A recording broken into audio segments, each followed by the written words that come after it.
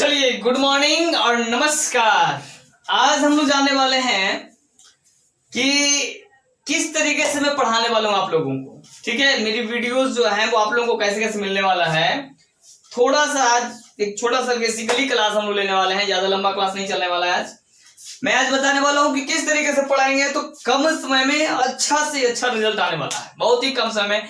मतलब इंग्लिश के लिए आपको टेंशन नहीं लेना है, लेकिन हाँ मेरे दोस्त, आपको मेहनत तो करनी पड़ेगी। बिना मेहनत को हासिल कुछ नहीं किया जा सकता है। तो आज का सेशन में पढ़ाने वाला हूं कि how can I teach you. मैं आज आप लोगों को किस तरीके से पढ़ाने वाला हूं, ठीक है ना।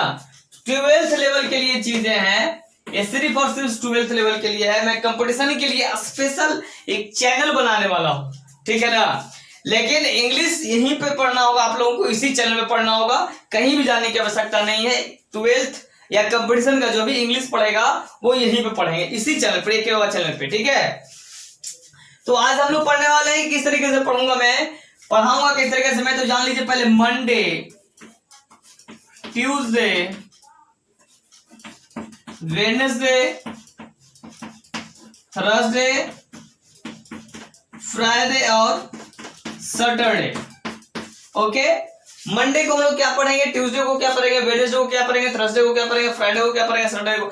मतलब आप घर बैठे ही एक के बाबा से आप इंग्लिश बड़े ही आराम तरीके से पढ़ा सकते हैं। किसी भी तरीके कोई भी कॉन्सेप्ट आपका छूटने वाला नहीं है। आप लोगों को ये फील ही नहीं होगा कि हम लोग घर पे बैठ के पढ़ाई कर रहे हैं या हम लोग ऑफलाइन सर से पढ़ाई कर रहे हैं। चलिए, तो मंडे और ट्यूसडे आप लोगों को 2 सेशंस में मैंने यानी 2 दिनों में एक सेशन को पढ़ाने वाला हूं, और वो है ट्रांसलेशन।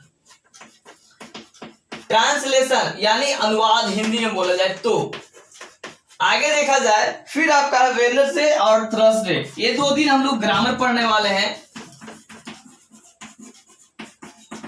ग्रामर का मतलब होता है व्याकरण। और फ्राइडे और सैटरडे को 2 दिन हम लोग पढ़ने वाले हैं बुक। को दिक्कत, इसमें बुक प्लस मीनिंग में बताने वाला हूं। बुक का मीनिंग भी मैं ही याद कराऊंगा आप लोगों को, कोई हिजिक नहीं, कुछ नहीं बताने, कुछ परेशानी नहीं होने वाली आप लोगों को। बुक के लिए बिल्कुल चिंता मत कीजिए। इसके कॉन्सेप्ट को कैसे मैं सॉल्व करूंगा वो भी मैं बता रहा हूं अभी इसी वीडियो में। टेंस से हम लोग ट्रांसलेशन से सिर्फ टेंस पढ़ने वाले हैं। टेंस के सेशन में ज्यादा कुछ नहीं पूछता है। टेंस का जो सेशन होता है उसमें, ट्रांसलेशन का सेशन में सिर्फ टेंस पूछता है। टेंस पूछता है तो टेंस लगभग 5 नंबर का होता है जो आप लोगों को पूछ देता है। फिर आगे का सेशन है ग्रामर। ग्रामर में सबसे ज्यादा सेशन पढ़ने होते हैं, पार्ट्स ऑफ स्पीच इसमें पढ़ने हैं, है ना। सबसे बड़ा और लॉन्ग क्वेश्चन जो होता है वो पार्ट्स ऑफ स्पीच से डाले जाते हैं, ठीक है। पार्ट्स ऑफ स्पीच के टोटल 8 पेज हैं, और मैंने इसका शायद स्टार्टअप भी कर चुका ग्रामर सेशन में। फिर आप लोगों का किताब के साथ साथ मीनिंग भी देखा जाएगा। आपका टोटल किताब जो है वो 12th लेवल में 3 बुक्स हैं। 12th लेवल में कितने बुक्स हैं? 3 बुक्स हैं, ठीक है ना।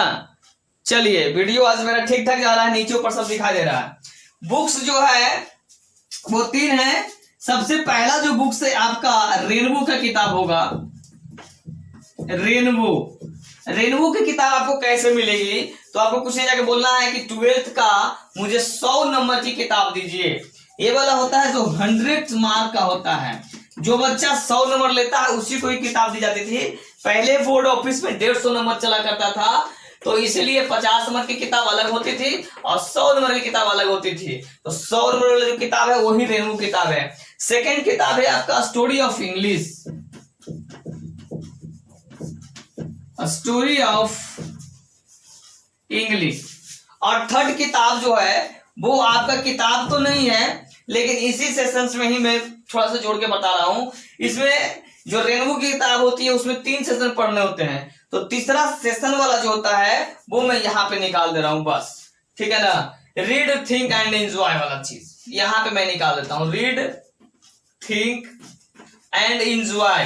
कुछ टीचर बोलते हैं कि सर इस क्वेश्चन, कुछ बच्चे बोलते हैं कि क्या सर इससे भी क्वेश्चन पूछता है, तो यस सर ये पूछता है। रीड, थिंक एंड एंजॉय मिलेगा कहां, तो आपको रेनबो की किताब में मिलेगी। देखिए मैं इसको इस तरीके से बता रहा हूं। रेनबो की किताब को टोटल 3 सेशन में बांटा गया। सबसे पहले परोज, प्रोज सेशन बांटा गया है, फिर पोएट्री सेशन बांटा गया है, और फिर आपका होता है ये वाला रीड थिंक एंड एंजॉय वाला। ये वाला सेशन को मैंने यहाँ पे सिर्फ बांट रखा है, read think and enjoy. Rainbow में 3 चीज पढ़नी है, प्रोज, पोएट्री और read think and enjoy.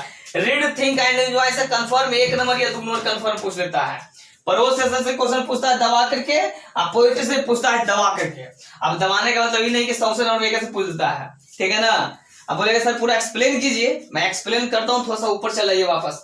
Story of English से 15 नंबर का क्वेश्चन पूछता है, ध्यान रखिएगा 15 नंबर का क्वेश्चन पूछता है। स्टोरी ऑफ इंग्लिश ऐसी किताब है जो बहुत कम शिक्षक इसको लेने के लिए बच्चों को बोलते हैं, लेकिन अगर आप लोगों को सही नॉलेज चाहिए तो किताब मेरे दोस्त लेना ही जरूरी है। सबसे जरूरी चीज किताबें होती है।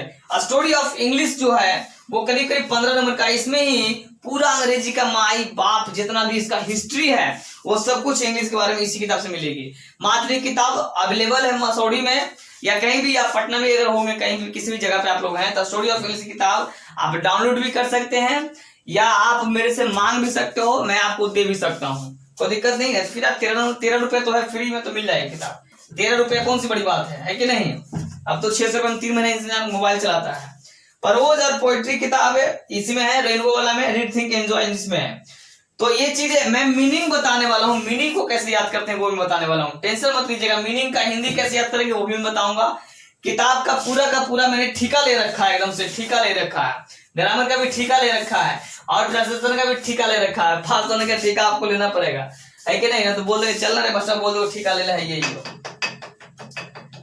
ठीक है ना। मेहनत तो करना पड़ेगा मेरे भाई। तो मैं मंडे ट्यूसडे को ट्रांसलेशन पढ़ाने वाला हूँ, वेडनेसडे थर्सडे को ग्रामर पढ़ाने वाला हूँ, और फ्राइडे सैटरडे को हम लोग बुक पढ़ने वाले हैं। बुक का मीनिंग में पहले बता दूंगा ताकि आप लोगों को पढ़ने में कोई टेंशन नहीं होगी।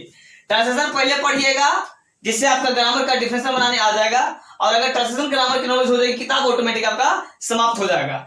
बहुत सारे बच्चे होते हैं जो 12th की किताब तो पढ़ लेते हैं, टीचर भी लिखाता पढ़ाता, लेकिन इसका क्वेश्चन आंसर बन नहीं पाता है। तो मैं उसी चीज को अलग अंदाज से पढ़ाने वाला हूं, इसका क्वेश्चन और आंसर कैसे बनेगा सो, ठीक है। तो आज का सेशन मेरा जो था मैं किस तरीके से पढ़ाने वाला हूं वो मैं बता दिया था।